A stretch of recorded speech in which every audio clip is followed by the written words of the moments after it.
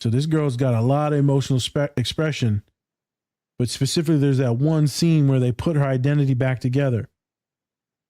What was that like for you to see when she's like, well, I went from, I'm unworthy, I'm not enough, to like, I'm a good person, but then they didn't catch.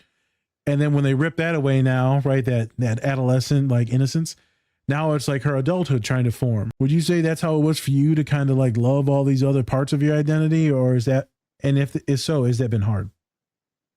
Yeah. And I feel like I'm still learning to love every part of myself. And I think everyone, at some point in the day, week, or month does something they're upset about or think something they didn't want to think.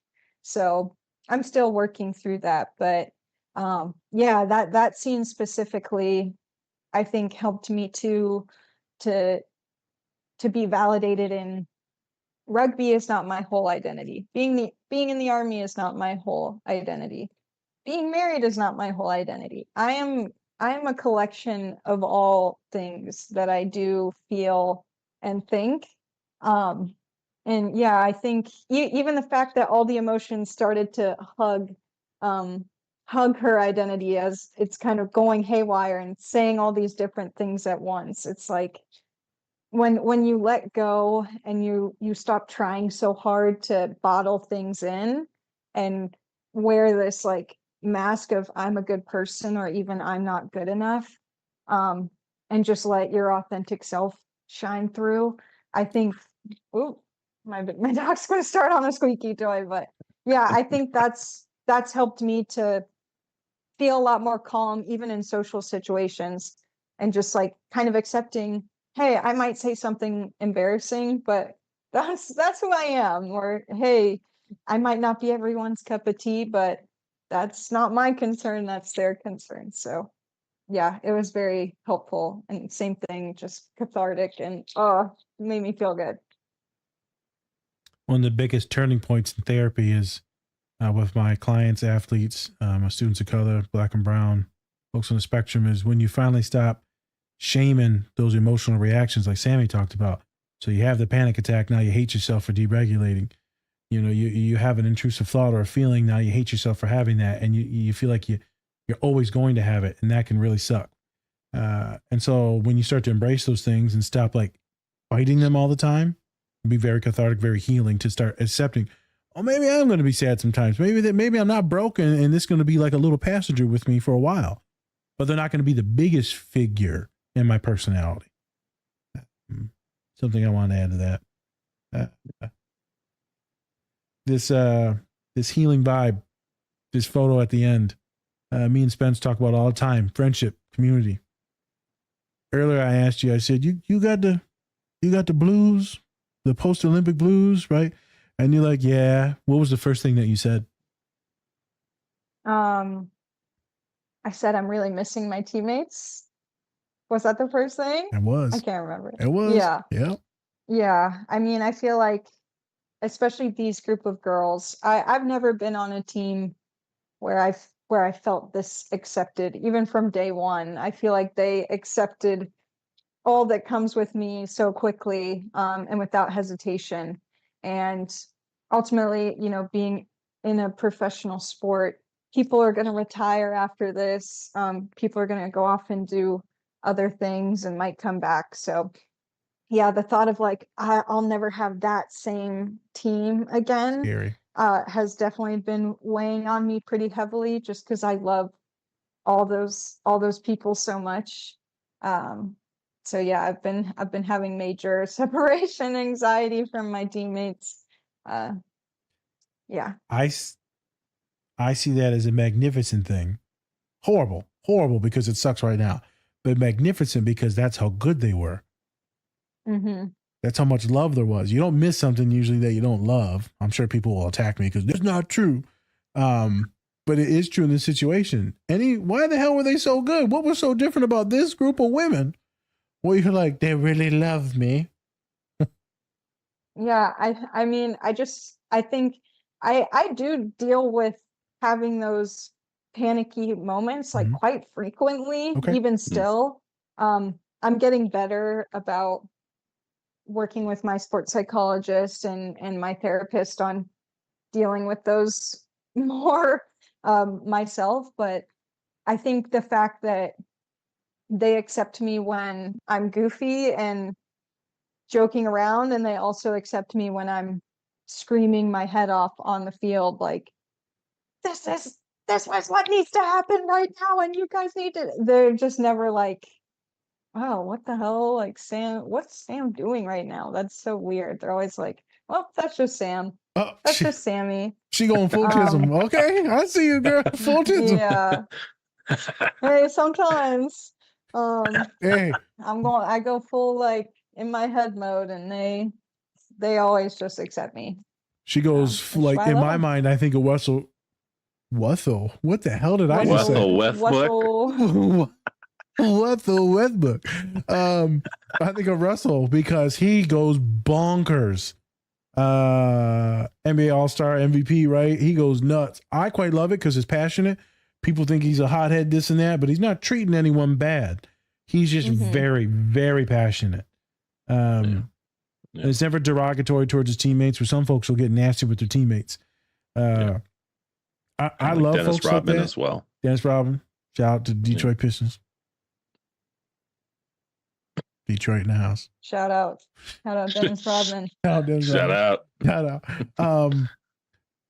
It's crazy. So they just accept it. That's not common. Like you said, that's not common. So I'm gonna push this again on you. Are these girls, these women, what? They just more empathetic? They're just more kind. They're older. They're more mature. They're crazy too. Like, I don't know what their parents. They're good.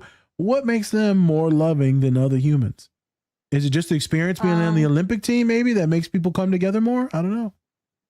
I think a big part of it is we have a really good team culture. That, you know, it's not that we're all forced to love each other. Like, it's not like we're all best friends and hang out all the time. But it's a team culture of, once someone is on the team, they're on the team, and there's no if and buts about it. There's no isolating or anything to that person. So I think team and work environment and culture is a huge reason that I think we all are the way we are, and that's thanks to our head coach, Emily Bidewell, for creating that environment for us. And I think I also just came from day one as my 100% authentic self. How dare you? Yeah, I know. What were you thinking?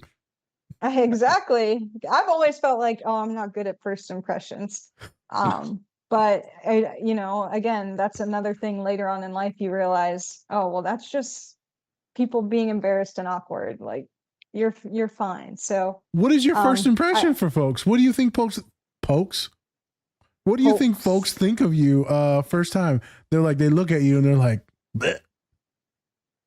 I think in certain social situations I can be, come on really strong and like, bouncing off the walls, and that thing where you're like, oh, you're telling a story. I also have a story about that. Like, cutting people off. So I think I can come on as a lot sometimes, but yeah, I was that way myself from the jump, and I think my teammates appreciated my authenticity, and kind of just accepted it from the beginning, because I was like, this is what you're gonna get, and we're gonna be with each other for a long time. So it's just best if you learn to like it, maybe even love it. Maybe even love it. And it took some teammates longer than others, but I slowly chipped away at them. You wear them down. Yeah. Yes, You're like a symbiote suit. Like, you take over the host. Like, it's you now. Exactly. Venom style. Yeah. Full parasite. Jesus Christ. This is a parasite you're not going to pass. Sammy Sullivan. Sammy Sullivan. Won't pass. Destroying your etymology. I don't know if it's a word. It is a word. I just don't know what it means. I think so. Etymology. Yeah. I don't know what it means, but it sounds hard to spell. That's magnificent. What you just said is probably the most terrifying thing that most humans can do, specifically on a sports team, and a professional sports team, is be authentic. It never happens. We never do it. We're never doing it on social media. We're never doing it in our relationships, our friendships. It's terrifying because what if they see you and you're not enough? Again, the whole thing with Riley. What if you're not enough? And so that stops us from being authentic. And it can be paralyzing. And you see her change her whole identity and leave her other friends. I'm like, no, girl, no. What are you doing? Why? Don't leave the girls that make you happy for these other girls that just make you anxious. So I'm glad that you did that. I'm glad that you spoke on that because that will definitely save a lot of women's lives. We didn't tell you about this, but our podcast is predominantly women. So it's 80% women, the demographic show. A good majority are going to identify as neurodivergent. So whatever that means under the umbrella. And there's going to be a high rate of women of color too. So again, everything that you're saying is definitely going to heal a lot of individuals that we talk to. Appreciate it. Spence, we done talked about these grounding things, and she keeps talking about grass. So she likes playing in grass, touching grass, smelling grass. Like she just loves grass. Did you just go full Ray Charles? Doing the mess around, everybody. That's that part there. You know, me and Spence talk about grounding all the time. What did that feel accurate to you, or what's up when she's touching the bench, hearing stuff? I mean, yeah, very accurate. And I think that was another part in the film where I was like, did they literally somehow get into my mind and put it in a movie? Because that's definitely, grounding is one of the, and centering, coming back to the present, whatever you want to call it, is a huge tool for me that I use when I do get into those panicky moments where I start to spiral and the breath starts to become hard to get back. And then you get so focused on, why can't I breathe? What's going on? And my athletic trainer, Nicole Titmus, shout out Nicole, has talked with me and my sports psychologist, Peter. And I feel like she's the one on the team that recognizes when that's happening, and will come over and start to get me to state, okay, what do you see? Name 3 things you see right now. What's the color of this bottle? Name 3 things that are green in front of you.